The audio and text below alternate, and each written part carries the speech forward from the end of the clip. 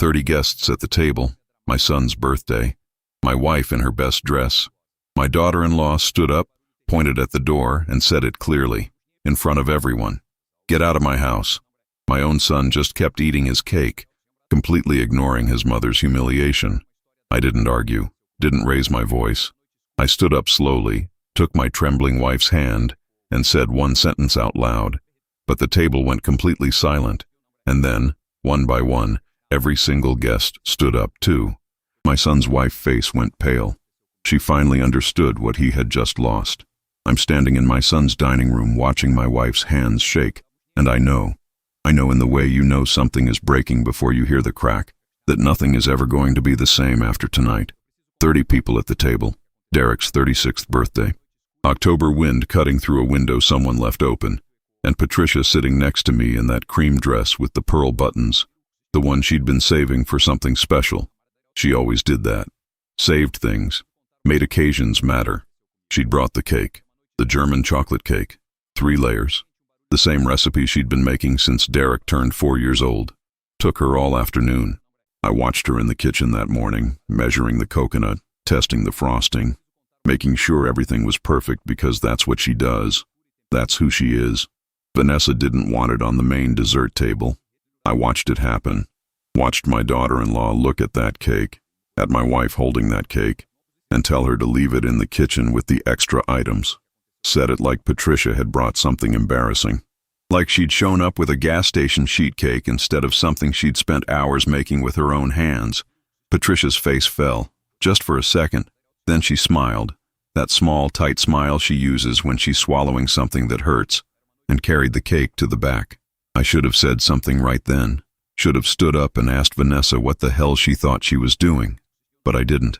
I told myself it was just a misunderstanding. That Vanessa was stressed about hosting. That it wasn't worth making a scene at Derek's birthday party. I was wrong. The dining room was loud. Derek's colleagues from the project management firm. Vanessa's real estate friends, more of hers than his, I noticed. A few neighbors. Marty Kowalski was there with his wife Linda. Frank Delgado brought a bottle of bourbon. Tom Brennan sat next to me telling some story about a job site from 1997, and everyone was laughing, and the whole thing looked like what a family birthday party is supposed to look like. But something was off. I felt it before I understood it, the way you feel a storm coming before the first drop of rain. Patricia came back from the kitchen and sat down. Her hands were shaking. Not a lot, just enough that when she picked up her water glass, I saw the tremor. I put my hand over hers under the table. "You okay?" She nodded. Didn't look at me. Tom was still talking. Someone was refilling wine glasses. Vanessa was at the head of the table, smiling at something one of her real estate friends was saying. Derek was next to her, cutting his steak, looking relaxed, looking happy. Then Vanessa stood up. Middle of dinner, middle of Tom's story. She wasn't smiling anymore. She looked directly at Patricia, and she said it, loud enough that every single conversation in that room stopped. "Get out of my house." Not, "I think we should wrap up soon." Not, "We've got an early morning." She said, "Get out." To my wife, to the woman who'd spent all afternoon baking a cake for her son's birthday, in front of 30 people. Patricia's face went white. I felt her hand go ice cold under mine. She looked at Derek, her son, the boy she'd raised, the man she'd taught to tie his shoes and helped through college and supported through every single thing he'd ever done. She looked at him and waited for him to say something, anything, to stand up and ask his wife what she was talking about, to tell her that was his mother she was speaking to do anything that looked like protecting the woman who'd given him everything. Derek kept his eyes on his plate, cut another piece of steak, chewed slowly, like he hadn't heard, like his wife hadn't just told his mother to get out of his house. But he'd heard. Everyone had heard. The room was completely silent now. 30 people frozen with forks halfway to their mouths, wine glasses suspended in midair, all of them staring at my wife like they were watching something they couldn't believe was actually happening. I felt something cold settle in my chest. Not anger yet. Something worse. Something that felt like recognition. This wasn't the first time. I'd just never seen it happen in front of witnesses before. Patricia stood up slowly. She was trembling, not crying. She wouldn't cry in front of them, I knew that. but her whole body was shaking like she was standing outside in the October wind instead of inside a warm house surrounded by people who were supposed to care about her. I took her hand. It was ice cold. I didn't argue with Vanessa. Didn't ask Derek why he was sitting there like a stranger at his own mother's humiliation. I just helped Patricia get her coat from the closet in the front hall. Her hands couldn't manage the buttons. They were shaking too hard. I did them for her, one by one, taking my time, because I needed those extra seconds to decide what I was going to do when we got to that door. 30 people watched us walk across that dining room. Nobody said anything. Not one person. People I knew. People who'd been to my house. People whose kids I'd helped get summer jobs. People who'd called me for advice, for favors, for recommendations. All of them just watching. I stopped at the threshold, turned back, looked at every single face in that room, made eye contact, let them see me seeing them, let them understand exactly what they were choosing to be part of by sitting there in silence. Then I looked at my son. Derek still wasn't looking at me. Still had his eyes on that plate like it was the most fascinating thing in the world. I didn't raise my voice. Didn't need to. The room was so silent that when I spoke, everyone heard every word. This is the last time you'll see me walk out of anywhere. That was it. No explanation. No threat. Just a statement of fact.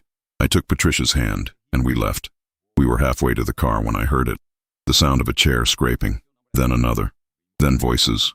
Footsteps. Marty Kowalski appeared in the doorway. Pushed his chair back so hard it almost tipped over.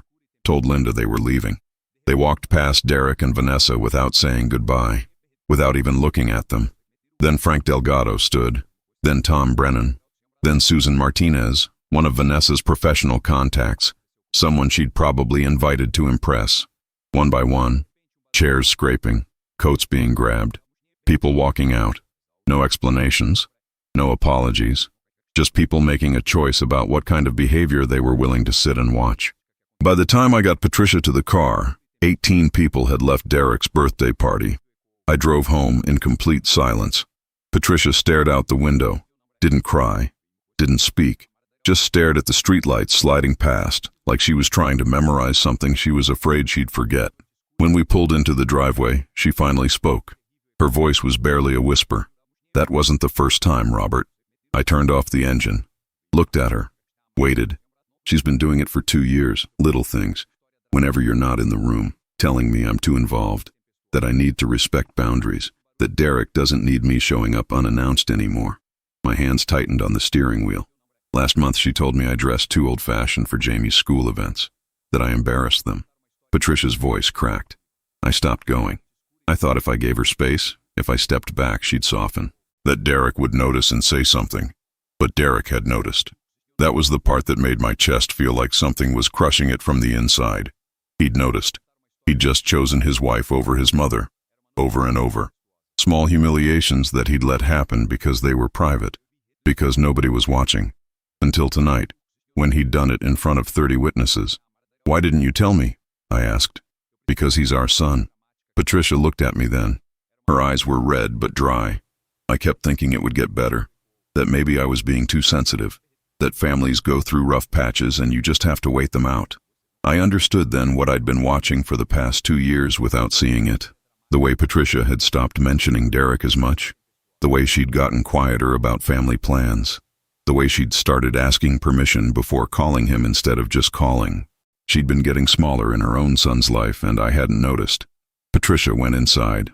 I sat in the car for 20 minutes. Just sat there staring at nothing. My phone started buzzing.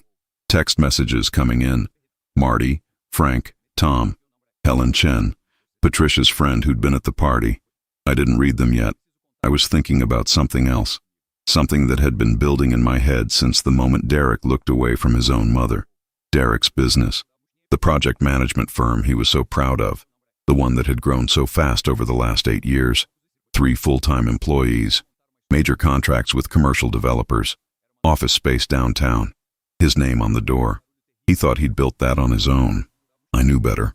I'd made a lot of introductions, a lot of calls, opened a lot of doors.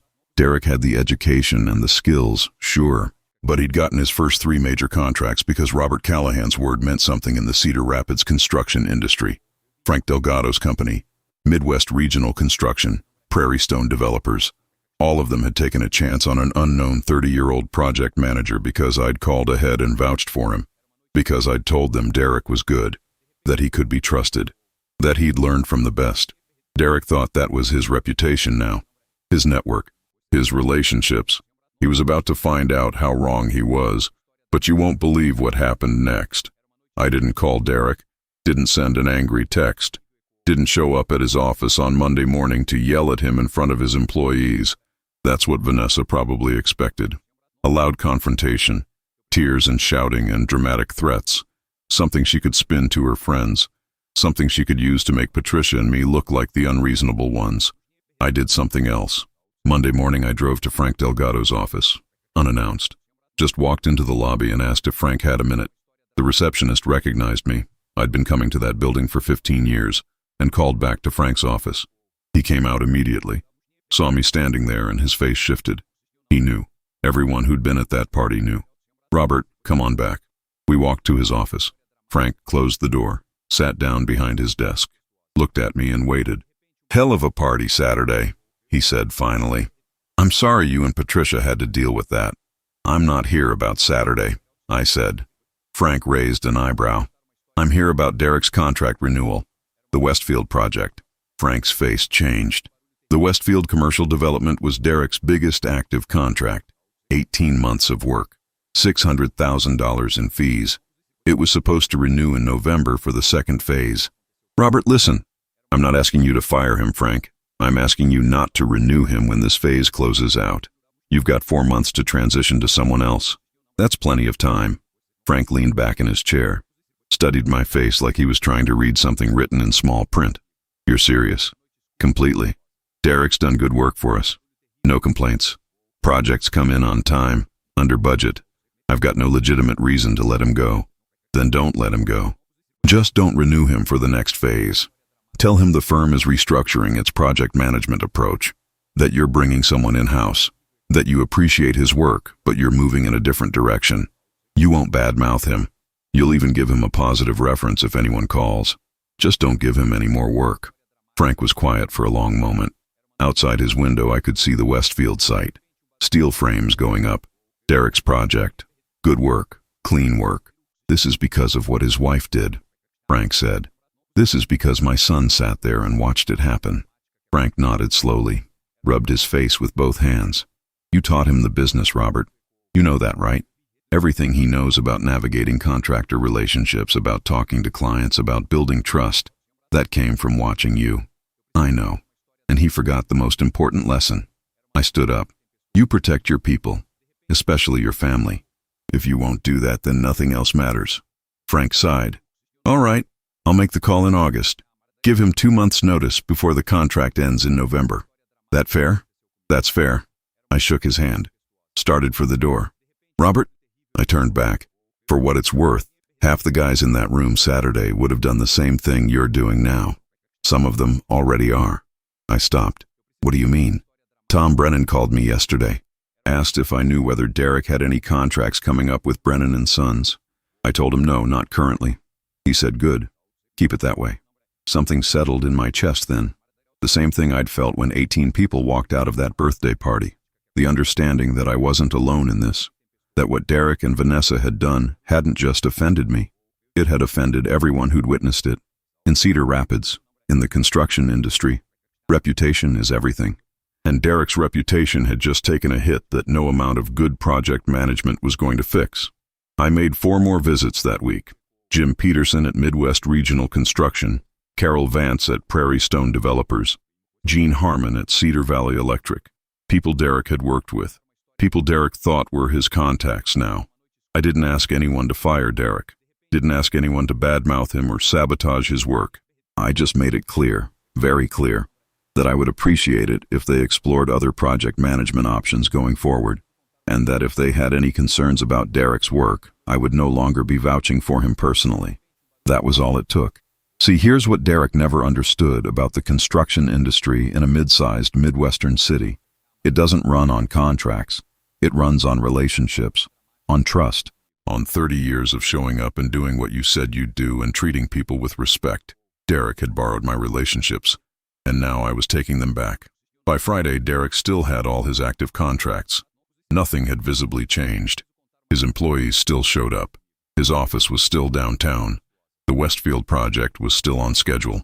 But the pipeline, the future work, the new bids, the projects that were still in the conversation phase, that pipeline was drying up. People were taking meetings with other firms. Calls weren't being returned as quickly. And when Derek's name came up in contractor meetings, people were suddenly remembering other project managers they'd been meaning to try. Patricia knew what I was doing. She didn't try to stop me. But on Thursday, while I was out at a consulting call, she picked up the phone and dialed Derek's number. She told herself she wouldn't, that she'd give him space, that maybe he'd call first, that maybe he'd realize what he'd done and reach out to apologize. She did it anyway. It rang 4 times, went to voicemail. She hung up without leaving a message. When I came home, she was doing dishes. I saw the look on her face immediately. Not sadness exactly, something more specific. The look of someone who'd reached for something and found nothing there. I didn't ask. She didn't offer. I just got a dish towel and dried beside her in silence. It was only later that night, after we'd finished the dishes, and I'd made coffee, and we were sitting at the kitchen table in the kind of quiet that feels like it has weight, that she brought it up. "I called him Thursday," she said, not looking at me. He didn't answer. I set my coffee cup down carefully. Said nothing. "I'm not asking you to stop what you're doing," Patricia said. "I just needed to know if he'd pick up the phone, if he'd at least do that." She paused. Her hands were wrapped around her own cup like she was trying to warm them, even though the kitchen wasn't cold. "Now I know." I reached across the table and put my hand over hers. After a moment, she asked the question I'd been avoiding since Monday morning. "What happens when Derek figures out what you've done?" I dried the last plate slowly, set it on the counter, looked at my wife. Then he'll have to decide whether his wife was worth it. Before I tell you what happened when Derek finally realized what I'd done, I need to ask you something. If your own child let someone humiliate your spouse in front of 30 people, just sat there and let it happen, what would you do? Would you forgive it? Would you let it slide because they're family? Or would you do exactly what I did?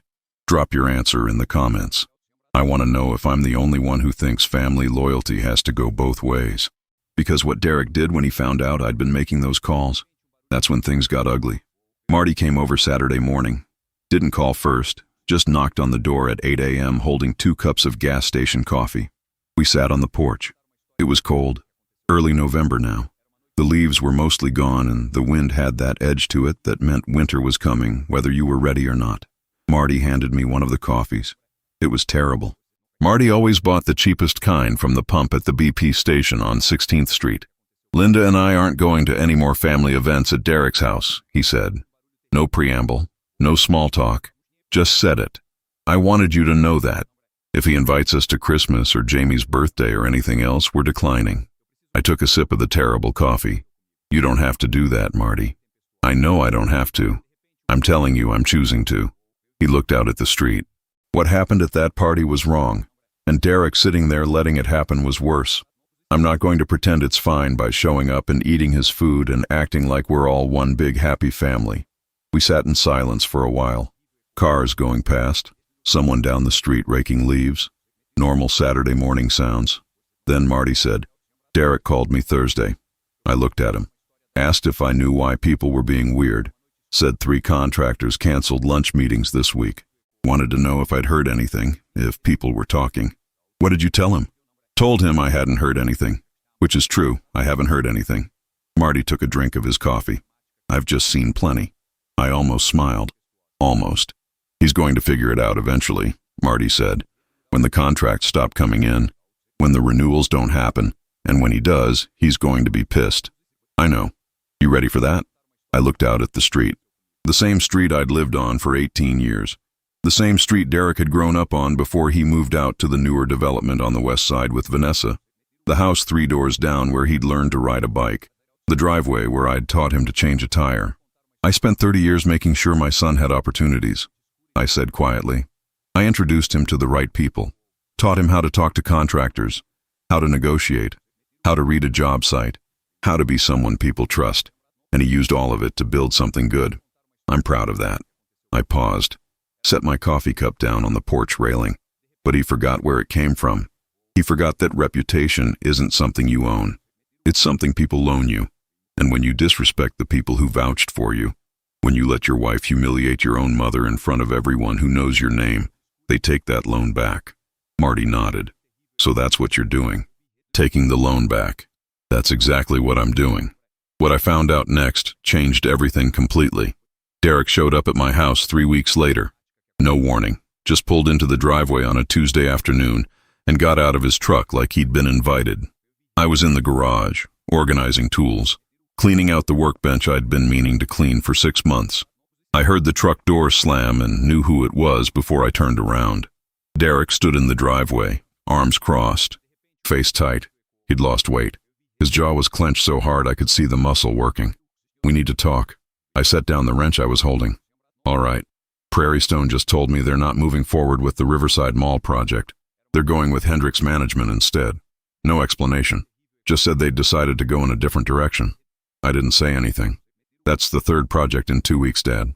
Frank Delgado called yesterday and said they're transitioning to a different management structure after Westfield wraps up.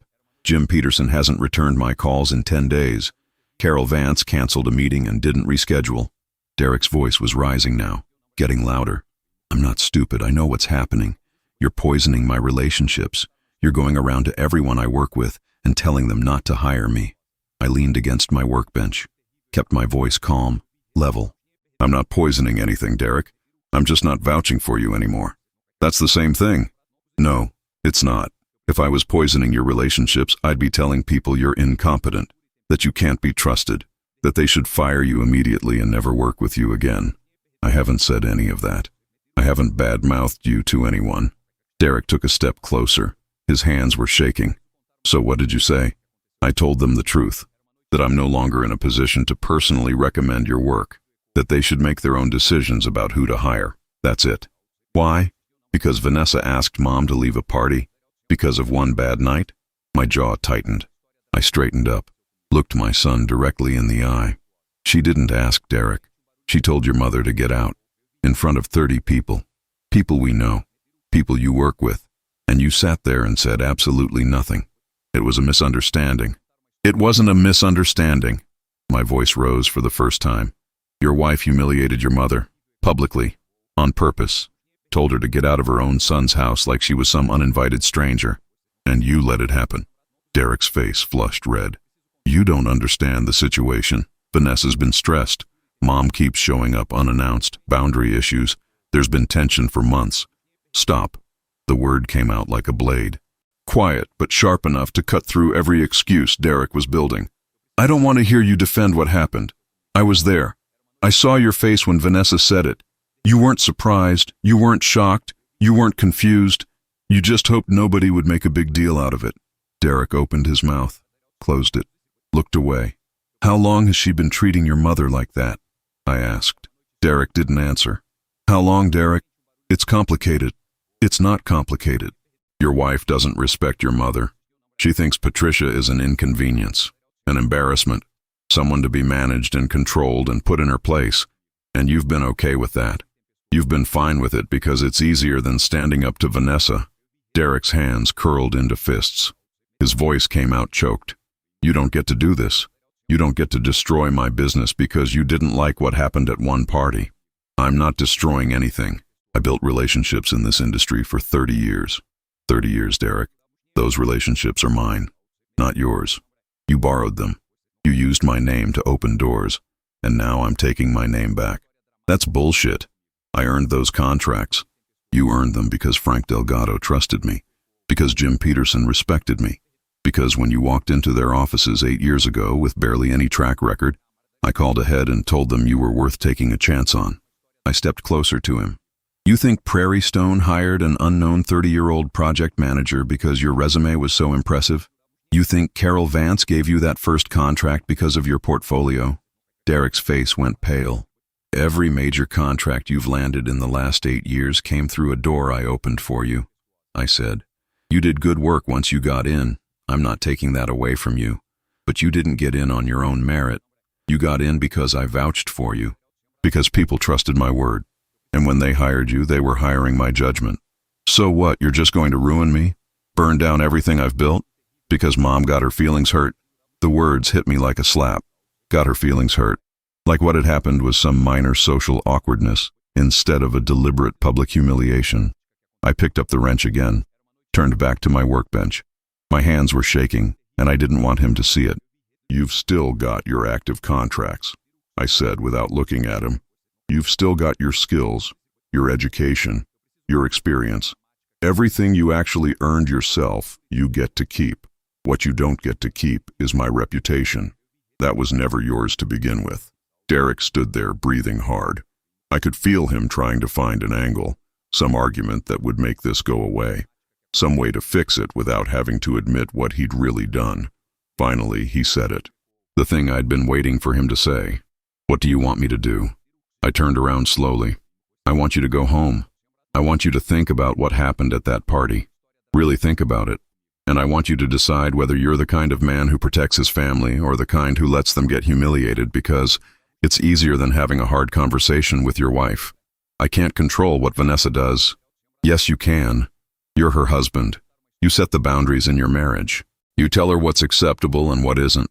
And right now, the boundary you've set is that your wife can treat your mother like garbage, and you'll sit there silent and let it happen." Derek's voice cracked.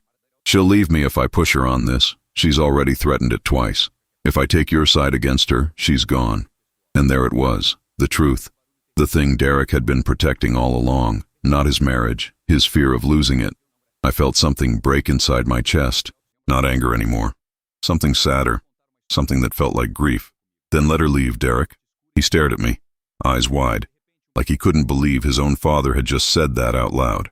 "I mean it," I said quietly. "If your wife has you so terrified of her leaving that you'll sacrifice your own mother to keep her happy, then your marriage is already over. You just don't know it yet." Derek's hands were shaking now. His whole body was rigid. "You don't understand what it's like. I understand perfectly. You're scared. You love Vanessa. You don't want to lose her. You've built a life with her and you can't imagine starting over. But you're so afraid of that loss that you're willing to lose everyone else instead. Your mother, your father, your son's grandparents, the people who actually stood by you your entire life." I walked closer, close enough to see the fear in his eyes. "I spent 30 years building a name in this industry. I built it by being someone people could trust, someone who kept his word, someone who protected the people he cared about, someone who stood up when it mattered." I paused. "You're not that person anymore, Derek. Maybe you never were, but as long as you were standing behind my name, people assumed you were. They gave you the benefit of the doubt. They opened their doors because they trusted me." I stepped back. "They're not going to do that anymore." Derek's face crumbled. For just a second, he looked like the kid he used to be, 8 years old, following me around job sites, asking questions about everything, wanting to be just like his dad someday. I felt it too, felt the pull of it. Every instinct I had as a father said, reach out, put your hand on his shoulder. Tell him there's still a way back from this. Tell him you love him no matter what. He's your son, your only child. I didn't move. Derek pulled himself together, straightened his shoulders. The vulnerability disappeared and something cold took its place. Something hard. "You're going to regret this," he said.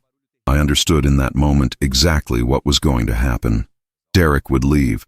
He'd go home and sit with his anger and his humiliation and convince himself I was the villain in this story. He wouldn't call, wouldn't come back, not until he had nothing left. And by then, it would feel less like an apology and more like surrender. And Derek had never been able to tell the difference between the two. "Maybe," I said, "but I'm not the one who's going to lose everything that matters." Derek turned and walked back to his truck, got in, sat there for a long moment with his hands on the steering wheel, engine running. I waited. Part of me hoped he'd get back out, come back to the garage, say the thing he needed to say, that he was sorry, that he'd made a mistake, that he'd fix it. The truck backed out of the driveway and disappeared down the street. Patricia came out of the house. She'd been watching from the kitchen window. I could see it on her face. Her eyes were red. "He's not going to forgive you," she said quietly. I put my arm around her shoulders. I know. What came next was even more devastating. In January, Tom Brennan called me on a Tuesday morning. His voice had that careful quality people use when they're delivering bad news they think you might not want to hear. Heard Derek bid on the Millbrook Avenue project, he said. Public Works contract, City Hall renovation, mid-sized job. The kind he would have gotten without even trying 5 years ago. I waited.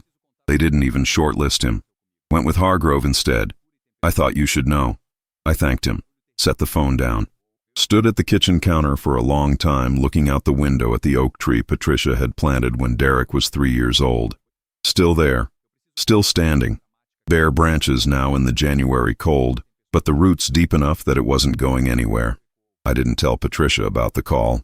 Derek's firm closed 6 months later. Not all at once. Not dramatically. Just slowly bled out as active contracts finished and new ones didn't come. As the pipeline dried up completely. As the phone stopped ringing with new opportunities. He tried to pivot. Tried to find work in Des Moines. In Iowa City. In the smaller markets further out. But the Midwest construction world is smaller than people think. It runs on relationships and word of mouth. And Derek's name no longer carried the weight it used to in the 3 counties where it mattered most. Vanessa left him 2 months before the firm shut down completely. Filed for divorce the same week he told her they'd have to sell the house on the west side. The big house with the backyard and the 3-car garage. The one she'd decorated herself. The one she'd been so proud of. She moved to Des Moines. I heard through Susan Martinez that Vanessa had started seeing a regional developer she'd been working with professionally. Someone with money. Someone whose career wasn't falling apart. Derek heard through mutual friends that she was engaged within 6 months. Tom Brennan told me about the firm closing. Not Derek. Derek hadn't called, hadn't stopped by, hadn't reached out at all. Patricia cried for 3 days when she found out. Not because she felt sorry about Derek's business, because she'd finally accepted what she'd been trying not to see for months. She'd lost her son, not to death, not to distance, to choice. Derek had chosen Vanessa over his mother, and when that choice cost him everything, he'd chosen pride over reconciliation. Robert didn't cry, he just felt empty. Jamie turned 9 in March. Derek didn't invite us to the party. Patricia sent a card anyway. Put $200 inside. Wrote, "Happy birthday, Jamie. Love, Grandma and Grandpa," in her careful handwriting. Asked Helen Chen, who still had a cousin living near Derek's new apartment by the interstate, to make sure it got delivered. Helen called 3 days later. Said she'd dropped it off personally. Handed it to Derek at the door. He'd said thank you. That was it. Whether Derek ever told Jamie who the card was from, we never knew. Helen asked Patricia once, over their usual Wednesday lunch at the diner on Collins Road, if she regretted how things had turned out. Patricia poured milk into her tea, watched it swirl, thought about the question the way she thought about all hard things, slowly, with both hands wrapped around something warm. "I regret that it had to happen this way," she said finally. "But I don't regret that Robert stood up for me. Nobody else did. Not even my own son." She set the cup down carefully, and I spent 2 years making excuses for why that was okay, for why I should just accept being treated like I didn't matter. It wasn't okay. Helen nodded. Didn't push. Just sat with her friend in the kind of silence that means more than words. Marty and Linda still came over every Saturday morning. Marty still brought that terrible gas station coffee that tasted like it had been sitting in the pot since the night shift. They didn't talk about Derek unless Patricia brought him up first, which she did sometimes, usually when she saw a boy about Jamie's age at the grocery store, or when she passed the elementary school and saw kids getting picked up by their grandparents. Robert went back to his consulting work full-time, picked up more clients, stayed busy. People in the industry still respected him, still called when they needed advice on negotiations or contractor disputes or how to handle a difficult client. His name still meant something. Derek's name didn't come up much anymore. When it did, people were polite, said they hoped he was doing all right. Then they changed the subject fast. In November, almost exactly a year after the birthday party, Robert ran into Derek outside the hardware store on 16th Street. They saw each other from 30 feet away, had time to cross the street, to pretend they hadn't noticed, to avoid the whole thing. Neither of them did. They stopped on the sidewalk. 2 men who used to be father and son. Derek looked older, thinner, tired in a way that went deeper than just lack of sleep. His jacket was the same one he'd been wearing for 3 years. The one that used to be his nice jacket but was now just his only jacket. "Dad," Derek said quietly. "Derek." Cars passing. Someone's dog barking 2 houses down. The November wind cold enough to sting. "How's Mom?" Derek asked. She's all right. Good. He nodded slowly, processing something. That's good. More silence. Derek's jaw tightened. He was working up to something, building the courage to say whatever he'd been carrying. I think about Jamie a lot, Derek said, about whether he notices that you're not around anymore, that his grandparents just disappeared. He stopped, swallowed. He asks about you sometimes, about Grandpa, about when we're going to visit. The words landed exactly where they were meant to. Robert felt them hit. What do you tell him? Robert asked. I tell him you're busy. Derek's voice was flat, ashamed of the lie and not even trying to hide it. He's 9. He doesn't push. He just accepts it and moves on. Kids are good at that. Robert looked at his son, really looked at him, at the worn jacket and the tired eyes and the way he was standing like someone who'd forgotten how to take up space in the world. I'm sorry, Derek said suddenly. His voice cracked on the words. I'm sorry I didn't stand up for her, for Mom.